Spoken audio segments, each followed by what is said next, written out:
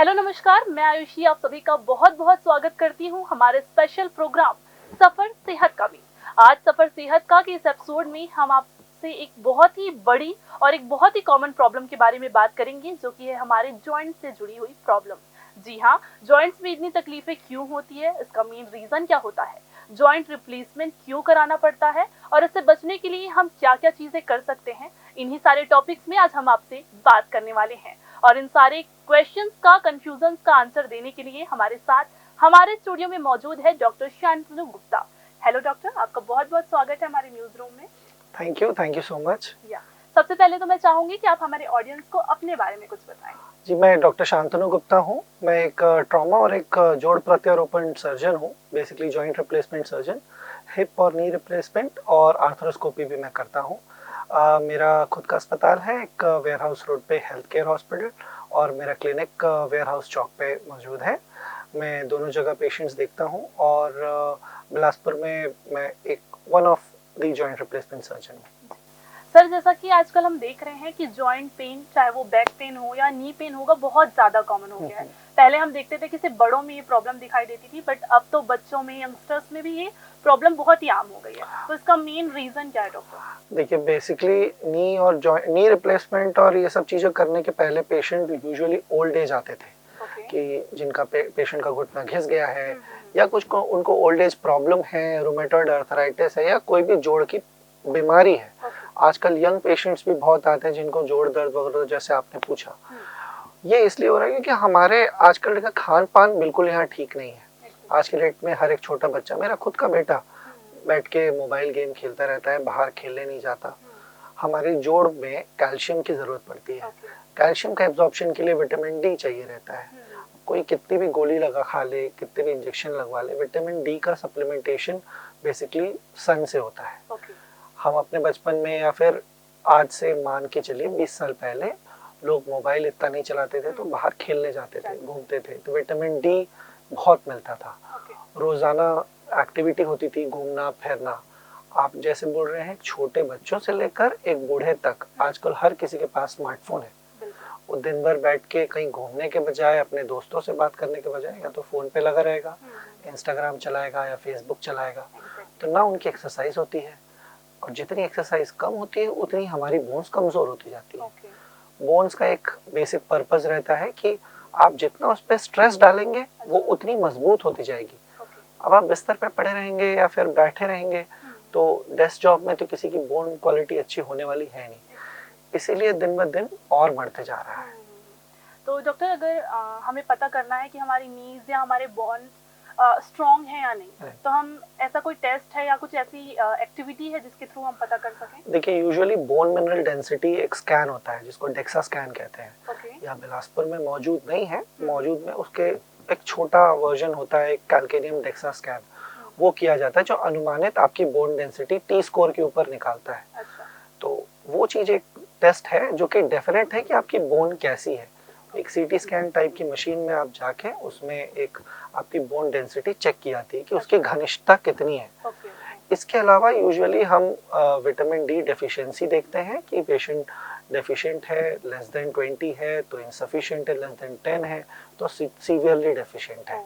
ये दो चीजें हम अनुमानित लगा के बता सकते हैं कि आपकी बोन डेंसिटी कम है। और या फिर हम मतलब लंबे हड्डियों का एक्सरे देख के एक अनुमानित पेशेंट को बता सकते हैं कि आपकी हड्डी खराब है या अच्छी। ओके, तो जैसे हमको पता चल गया कि हमारी नीज में प्रॉब्लम है, तो जरूरी हम जो इंडियंस है, बेसिकली आप देखिएगा, जब तक प्रॉब्लम बहुत ज्यादा नहीं बढ़ती हम डॉक्टर के पास नहीं जाते हैं। तो घर पे रह के अगर हमको पता है कि थोड़ी बहुत प्रॉब्लम आ गई है, तो घर पे रह के क्या हम कुछ ऐसा कर सकते हैं जिससे हम उसको हेल्दी रख सकें? बिल्कुल, देखिए, अगर नी की प्रॉब्लम ज्यादातर ओल्ड एज में आती है, या फिर फीमेल्स में यूजुअली मेनोपॉज के 4-5 साल बाद, और आदमियों में 60 इयर्स के बाद, तो हम ये कोशिश करें कि हम जितनी रेगुलर एक्सरसाइज कर सकें। फीमेल्स को हम ज़्यादा ये नहीं बोलेंगे कि आप योगा कर लें, मेल्स को बोल सकते हैं कि आप स्टेशनरी साइकिल आती है, साइकिल चलाएं, नी मोबिलाइज करें, क्योंकि आप चलते समय या सीढ़ी ऊपर उतरते समय अपने घुटने डैमेज करते हैं। हम आपको रनिंग कभी भी ये नहीं बोलेंगे कि आप रनिंग कीजिए, running will damage your knee more. आप स्टेशनरी साइकिल, मैं आपको साइकिल चलाने भी नहीं बोलूंगा, पता चला आप किसी बोल दिया किसी बूढ़े को साइकिल चलाना है, बाहर जाके नाली में गिर गया, तो आप वो स्टेशनरी साइकिल जो आती है यूजुअली अमेज़न वगैरह पे एक छोटी सी आती है, पैर को बस वो करने के लिए, घुमाने के लिए। तो नी मोबिलाइज करना बहुत जरूरी है। रेगुलर मॉर्निंग वॉक कीजिए। मॉर्निंग वॉक के अलावा आपको कैल्शियम सप्लीमेंट्स, अगर आप अबव द एज ऑफ 50 हैं तो आपका लेना है, विद विटामिन डी सप्लीमेंटेशन। और आपको अपना खान पान, यानी ये जो हमारे आलतू फालतू के खाने हैं, इन सब से थोड़ा अवॉइड करना है, दूर रहना। लाइफस्टाइल चेंजेस वेरी इंपॉर्टेंट, जो कि आज से 10 साल पहले हम ना चाहते हुए भी कर लेते थे, क्योंकि हमारे पास इतनी वो चीजें नहीं थी, ना मॉल थे ना कुछ थे, तो हम घर का ही खाना खाते थे। आज के डेट में करना पड़ेगा। वही पहले हम देखते थे कि इंसान बाहर जाता था, बच्चा खेलने जा रहा है तो वो बाहर नहीं आता था, और आजकल घर में है और वो बाहर नहीं जाता है। अपोजिट चीजें हो गई हैं। तो जो डॉक्टर ने बोला ये एकदम सही चीज है।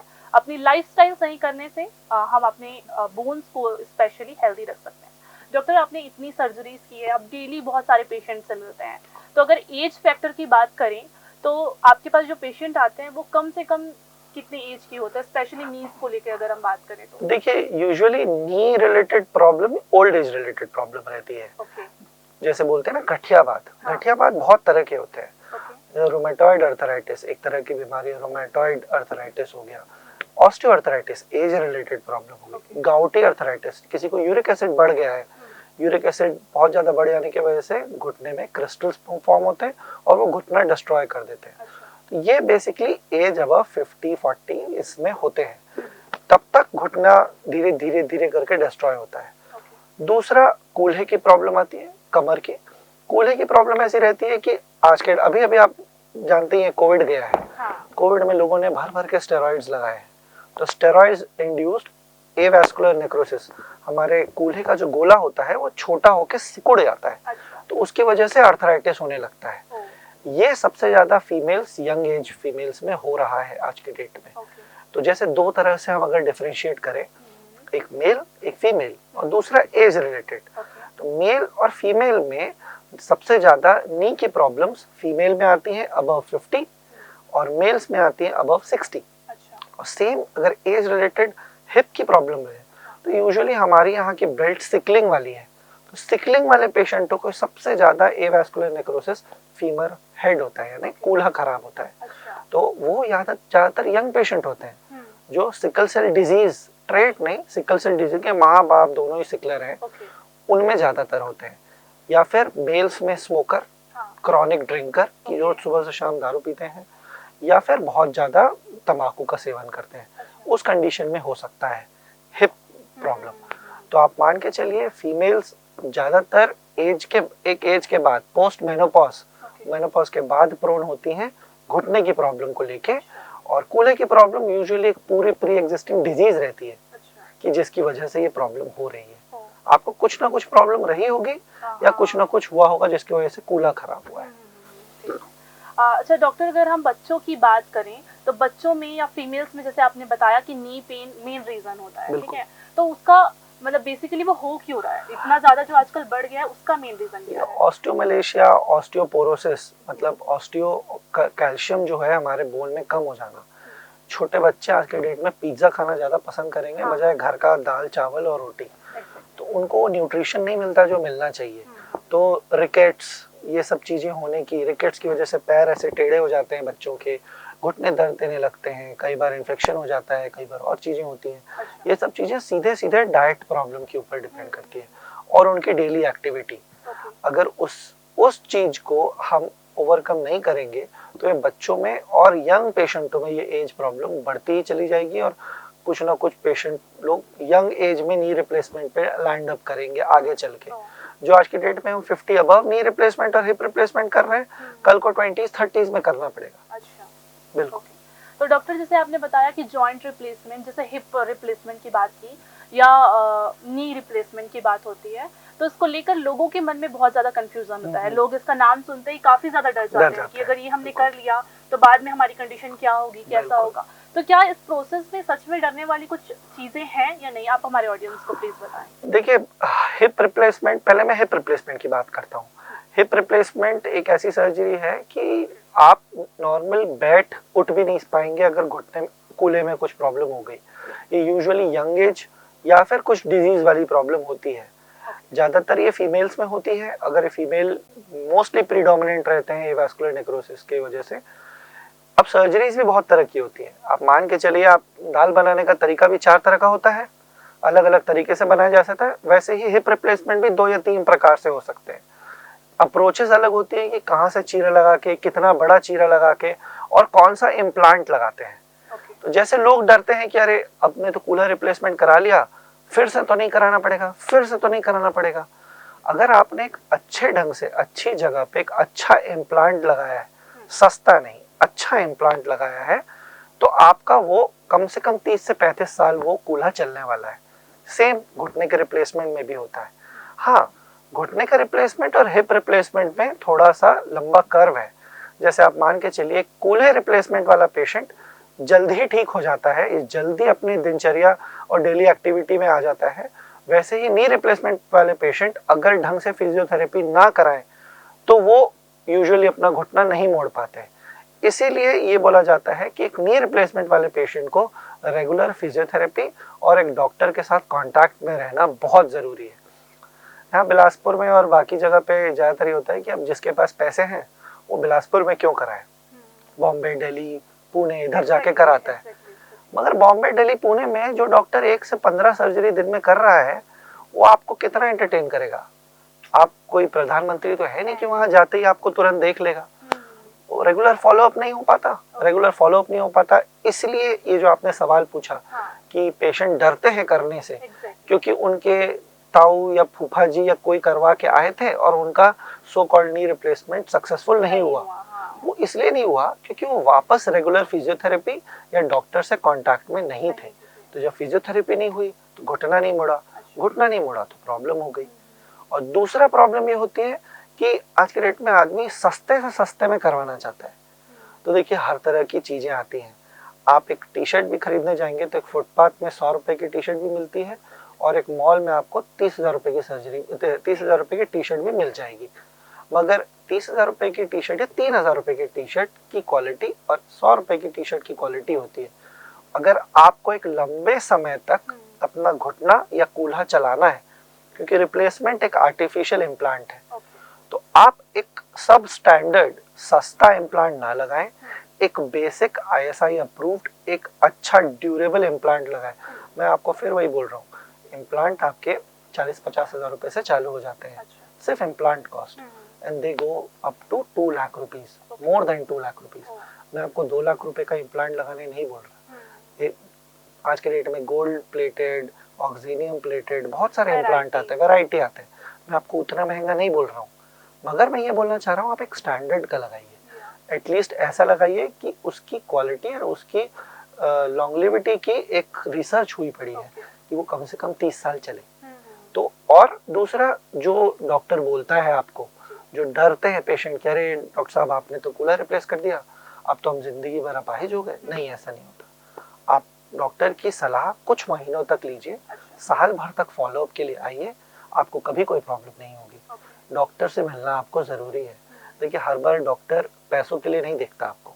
जो जोड़ रिप्लेसमेंट करता है ना, उसकी खुशी अलग रहती है कि पेशेंट का दर्द चला गया। आप बिलासपुर में मेरे भी कई मित्र हैं जो जोड़ रिप्लेसमेंट करते हैं। तो मैं ये नहीं, कभी किसी के मुंह से ये नहीं सुना कि अरे यार मैंने पैसे के लिए ऑपरेशन किया है। वो खुश रहता है कि वो पेशेंट एक टाइम पे इतने दर्द में था, अब वो चलते हुए फ्रीली आया है। तो आप जो मैं आपको बोला कि साल भर तक आपको मिलना है, जरूरी नहीं है कि आप आए, दिखाएं, दवाई लिखवाएं, जाएं।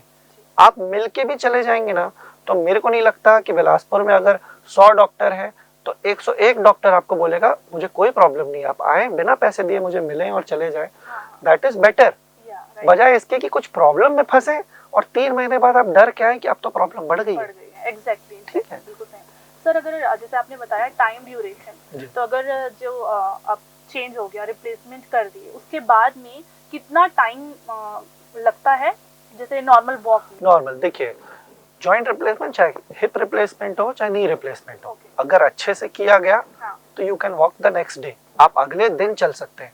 हम तो बोलते हैं आप अगले दिन चलें, क्योंकि आज की इतनी एडवांसमेंट हो गई है, जैसे बिलासपुर में कई अच्छे एनेस्थेटिस्ट हैं, जैसे मेरे डॉक्टर एनेस्थेटिस्ट जो हैं, मेरे मित्र हैं डॉक्टर रोहित गुप्ता, वो एक एपिड्यूरल करके इंजेक्शन लगाते हैं। तो उस इंजेक्शन से पेशेंट को ऑपरेशन के बाद बेहद बेहद कम दर्द, मतलब थोड़ी झुंझुनाहट टाइप की रहती है, वैसे टाइप की दवाई लगा के इंजेक्शन में आराम मिल जाता है। तो पेशेंट अगले दिन पूरे जोश के साथ चलता है। और अगर आप बोलें कि जैसे आप और मैं नॉर्मल चल रहे हैं, this will take approximately 1 month to 6 weeks, 6 हफ्ते में मान के चलता हूँ ऑपरेशन के दिन से, कि एक नॉर्मल गेट की दर्द ना हो, कोई तकलीफ ना हो, या पुरानी तकलीफ की वजह से जो टेढ़ा मेढ़ा चल रहे थे, हमको आदत बन जाती है। इंडिया के लोगों को दर्द सहने की बहुत आदत है, ये मैं समझ रहा हूँ।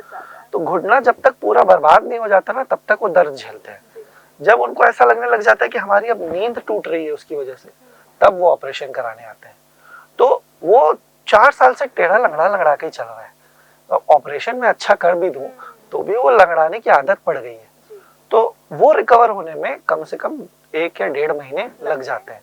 तो आप 1.5 महीने मान के चलिए, आदमी completely back to normal life आ जाता है। मतलब 1 से 1.5 महीने हाँ। के बीच में। दूसरा एक और सवाल रहता है पेशेंटों का, चाहे घुटना रिप्लेसमेंट हो, कूल्हा रिप्लेसमेंट हो, हम पालती मोड़ के बैठ पाएंगे नहीं, इंडियंस हैं, हमको नीचे जमीन पे बैठ के खाना खाना है, पालती मोड़ना है, इंडियन टॉयलेट यूज करना है। तो मैं ये बोलता हूँ कि ये सर्जरी का अप्रोच और सर्जरी में जो किया है जिस डॉक्टर ने, उसके ऊपर डिपेंड करता है वो आपको कैसे बताता है। कुछ डॉक्टर जिस अप्रोच से या जिस सर्जिकल टेक्निक से ऑपरेशन करते हैं वो आपको मना करेंगे कि आप मत बैठिए, क्योंकि वो वैसे ढंग से इम्प्लांट लगाते हैं या ऑपरेशन करते हैं, तो वो अगर मना करते हैं तो आप नहीं कर सकते। कुछ ढंग से जो ऑपरेशन करते हैं, जो MIS टेक्निक यानी मिनिमल इन्वेजिव टेक्निक से करते हैं, उस कंडीशन में आप बिल्कुल नीचे बैठ सकते हैं, स्क्वाटिंग कर सकते हैं, पालती मोड़ के बैठ सकते हैं, दौड़ भाग सकते हैं। तो ये डॉक्टर डिपेंडेंट रहता है और सर्जिकल टेक्निक डिपेंडेंट। तो ये आप एक बार डॉक्टर से डिस्कस कर लें सर्जरी के पहले कि आप क्या टेक्निक से कर रहे हैं और मैं क्या ये कर पाऊंगा कि नहीं कर पाऊंगा, ये बेहतर रहेगा। तो डॉक्टर, हमने ये भी बहुत बार सुना है, अपने घर में ही जनरली हम देखते हैं, कभी हमारे घुटने में दर्द हो रहा है तो फैमिली मेंबर्स ही बोलते हैं कि बैठे रहोगे और दर्द बढ़ जाएगा, वॉक करो, एक्सरसाइज करो। तो मैं आपसे ये पूछना चाहती हूँ कि जब हमें ऑलरेडी पेन है तो उस टाइम पे हमको एक्सरसाइज करनी चाहिए या थोड़ा रेस्ट मोड पे रहने देना चाहिए? देखिए, जब दर्द देना चालू होता है तो सामान्य तौर पे थोड़ा बहुत दर्द रहता है, थोड़ा बहुत चलते हैं तो दर्द चले जाता है। जब आपको ये महसूस होने लगे कि आप जब कंटिन्यूअसली चल रहे हो, पूरे समय दर्द हो रहा है, या फिर आपके घुटने में चलने की वजह से सूजन या लालिमा जो लाल हो जाता है वो बढ़ रहा है, तो आप बिल्कुल वॉक मत कीजिए। आप you should go and consult a doctor. आपको बिल्कुल भी अपने रिलेटिव, मम्मी पापा या फिर कोई पड़ोसी की बात नहीं सुननी है। चीजें खराब हो जाए उससे ज्यादा अच्छा है कि आप एक बार दिखा लें। बेसिक है कि आप एक एक्सरे करवाएं, डॉक्टर से मिले, एक ऑर्थोपेडिशियन को समझाएं कि वो क्या बोल रहा है, क्या नहीं कर रहा है, और कुछ ना छुपाएं उससे, चाहे वो आदतें हो, चाहे बीमारी हो, चाहे कुछ हो। कई बार मेरे पास पेशेंट आ चुके हैं, ऑपरेशन के 15 मिनट पहले पता चलता है, जब बेहोशी वाले डॉक्टर पूछते हैं कि आपने आखिरी टाइम कब पिया था या फिर आपके और भी कौन सी दवाई चल रही है, वो हमसे छुपा लेते हैं। मगर कई बार एनेस्थीसिया वाले जो बेहोशी देते हैं उनकी टेक्निक अलग रहती है, वो सब निकलवा लेते हैं और ऑपरेशन कैंसिल हुए हैं कि हम वो कंडीशन में कई बार नहीं कर पाए कि उसने कुछ रखा है छुपा के। तो ये सब चीजें कभी कोई डॉक्टर से ना छुपाएं। अगर आपको प्रॉब्लम है या किस वजह से प्रॉब्लम हो रही है, आप बिल्कुल बताएं। ठीक है, तो बहुत ही अच्छी चीज डॉक्टर ने बताई कि अगर हमको पेन हो रहा है तो सबसे पहले हमको डॉक्टर को कंसल्ट जरूर करना चाहिए। जैसे हमारी आदतें होती है कि जब तक सहन हो रहा है बर्दाश्त करो, उसके बाद डॉक्टर के पास जाओ, बट ये चीजें बिल्कुल भी गलत है, तो ऐसा कभी ना करें। अच्छा, एक और क्वेश्चन था, हम कभी कभी नोटिस करते हैं कि बॉडी पे कोई मूवमेंट हो रही है या नॉर्मली वॉक भी कर रहे हैं तो हमारे जो जॉइंट्स होते हैं उससे कट कट की आवाज आती है कंटिन्यूसली। तो मेरे साथ भी कई बार ऐसा होता है, तो इसका मेन रीजन क्या है डॉक्टर, क्यों होता है ऐसा?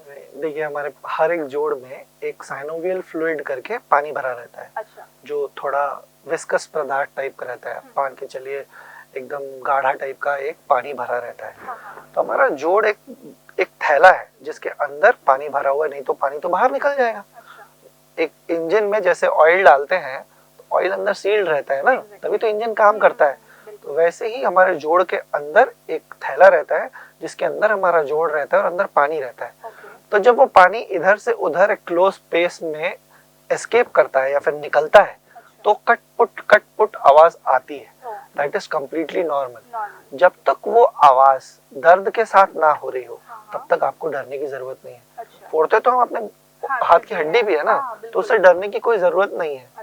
मगर जब तक वो दर्द ना दे या तकलीफ ना दे, तब तक कोई डरने की जरूरत नहीं। तो ये बहुत अच्छी चीजें सर ने बताई हमको कि अगर हमारी हड्डी में आवाज आ रही है वो नॉर्मल है, हाँ, लेकिन अगर हमको पेन हो रहा है तो उस चीज को ध्यान रखना चाहिए और डॉक्टर से कंसल्ट जरूर करना चाहिए।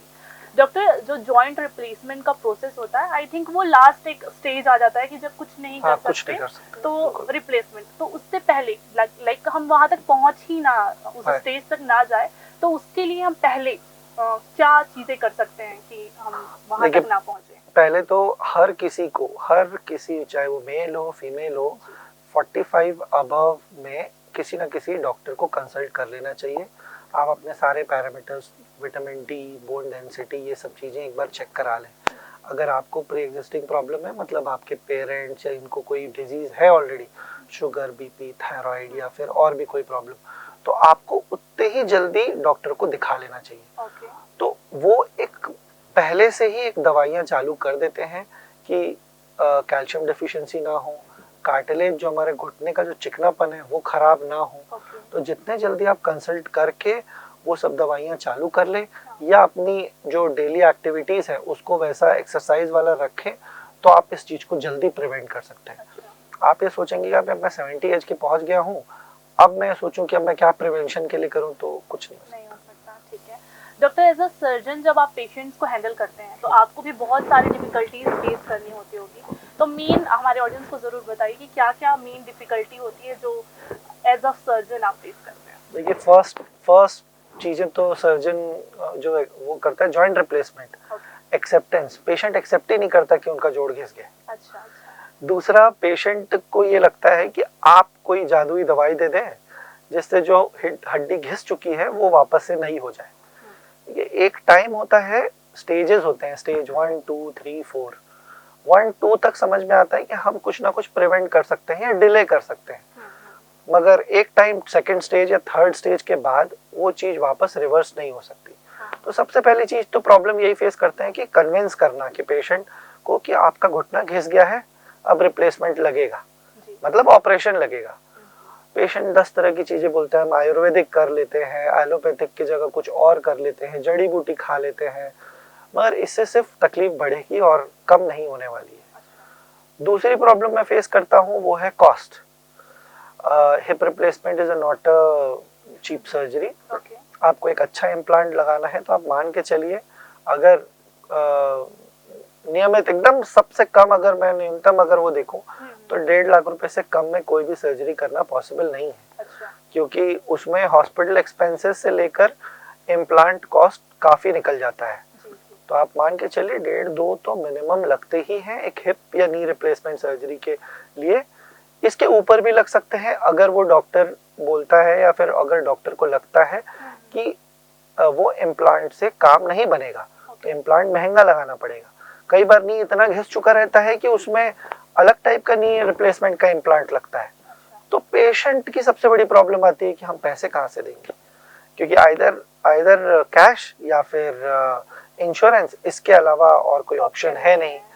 अगर आप माने आयुष्मान कार्ड में जॉइंट रिप्लेसमेंट नहीं होते हैं। अच्छा, वो कवर नहीं होता जॉइंट। 5 लाख रुपए सरकार ने एक मोटा मोटी रकम दी है जो कि डिवाइडेड है मल्टीपल ब्रांचेस के लिए।